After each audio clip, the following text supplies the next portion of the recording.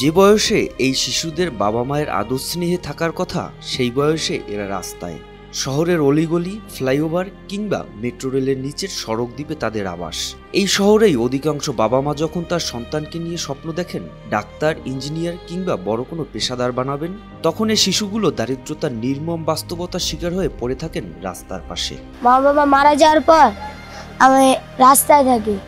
রাস্তায় থাকতে থাকতে এই জায়গায় ঘুমাই, এই জায়গায় খাই। এই জায়গায় ভাড়া 10-20 টাকা দেয়, ওরে দিয়ে খাই। এদের বড় অংশই শ্রম বিক্রি, টোকাইয়ের কাজ, কেউ আবার ভিক্ষাবৃত্তি করে ক্ষুধা নিবারণ করেন। এর মধ্যে কিছু শিশু বেছে নিয়েছে ফুল বিক্রি, প্লাস্টিক সংগ্রহ করা সহ বিভিন্ন পরিশ্রমের কাজ। মাথার নিচে বালিশের পরিবর্তে ইট পাথরের কংক্রিটের উপরেই তাদের নিদ্রা। রাজধানীর সড়ক দ্বীপগুলোতে হরহামেশাই দেখা মেলে এসব পথ শিশুদের। কখনো আবার দেখা যায় অবলা প্রাণী কুকুরের পাশেই নির্ভয়ে শুয়ে থাকতে। রক্ত মাংসে করা মানুষ, আমার শরীরের যদি কোনো এরকমভাবে এই অবস্থা যদি আমি থাকতাম, তাহলে আমারও যে অবস্থা হইতো, ওরাও এখন রাস্তায় আছে, ওদেরও একই অবস্থা। এই যে আমরা আপনি যে বললেন, এই যে একটা কুকুর শুয়ে রয়েছে, হ্যাঁ, কুকুরের সাথে ওরা রয়েছে, অর্থাৎ কুকুরের সাথে সাদৃশ্যপূর্ণ লাইফ কাটাইতেছে ওরা। এদিকে মাদক পরিবহন, বিক্রি, সেবনের কাজে ব্যবহার করা হয় পথ শিশুদের এবং ধীরে ধীরে ধাবিত হয় ছিনতাই সহ বিভিন্ন অপরাধে। আমরা খাই, আমরা থাকে দিকে বাঙাই টোগাই আর ভাত যাই খাই, ডেন্ডি বেন্ডেরি কোন পিনিক, এটা আমরা খাইতেছি, রাস্তায় থাকি কইরা এটার লেগে খাইতেছি।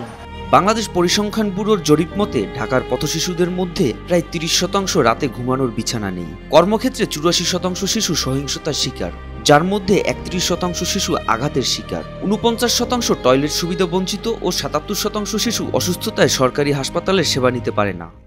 মারতো আম্মু, হেঁটে বেশি আদর করতো। মার কথা মনে পড়লে খালি কান্দু নাই।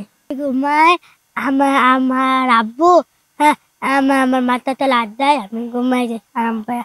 দারিদ্রতা ও বাবা মায়ের একাধিক বিয়ের ফলে পরিবারে লাঞ্ছনার শিকার এবং 27% শিশু মা অথবা বাবা মারা যাওয়া সহ দারিদ্রতার কারণে রাস্তায় চলে আসে। এজন্য শুধু রাষ্ট্র নয়, রয়েছে সামাজিক দায়বদ্ধতাও। টাকাগুলো যদি সঠিকভাবে আদায় করতো, তাহলে বাংলাদেশে শুধু পথ শিশু না, বাংলাদেশ থেকে কোনো গরিব অসহায় মানুষে থাকতো না। পথ শিশুদের সুরক্ষা আর পানির ভিতরে মাছ শুকনো থাকা একই অবস্থা উল্লেখ করে সেভ দ্য চিলড্রেন এর শিশু সুরক্ষা ও অধিকার বিষয়ক পরিচালক আব্দুল্লাহ আল মামুন বলেন, পানির ভেতরে মাছ কতটা শুকনো আছে টাইপের বিষয়, কারণ পানিতে যখন আছে মাছ তো ভিজাই থাকবে। এবং পথ শিশু যেহেতু হচ্ছে, তার বাড়ি ঘর থেকে মৌলিক অধিকারের অন্যান্য জায়গাগুলো হয়তো আমরা আরো পরে আসবো, শিক্ষা স্বাস্থ্যের জায়গা, কিন্তু একটা নিরাপদ মাথার গোজার ঠাঁই সেইটি যার নেই, খাবারের কোনো ব্যবস্থা নেই, তার চিকিৎসার কোনো ব্যবস্থা নেই, এমনকি তাকে দেখাশোনা করার জন্য বড়রা বা পরিবারের কেউ নেই, সেরকম একটা অরক্ষিতের একেবারে চরম পর্যায়ে বলতে যেটা বোঝায় সেটি হচ্ছে পথ শিশুদের অবস্থা। কাজে আমাদের এই প্রতিরোধমূলক কাজগুলোতে বিনিয়োগ বাড়াতে হবে। আমাদের বাজেটের আকার বড় হচ্ছে, জাতীয় বাজেটের আমাদের গত বাজেটে 1,40,000 কোটি টাকার বেশি ছিল সামাজিক সুরক্ষা খাতে। সেই জায়গাগুলোতে বিশেষ করে আগামীর প্রজন্ম শিশুদের কথা আমরা বলছি, সেইখানে একটু পরিকল্পনা করে বাজেট বরাদ্দ করতে হবে। রাস্তার এসব শিশুদের পুনর্বাসন করে কর্মমুখী শিক্ষা প্রদানের মাধ্যমে দক্ষ জনশক্তিতে গড়ে তোলা গেলে তারা ফিরে পাবে স্বাভাবিক জীবন, নিশ্চিত হবে মৌলিক অধিকার।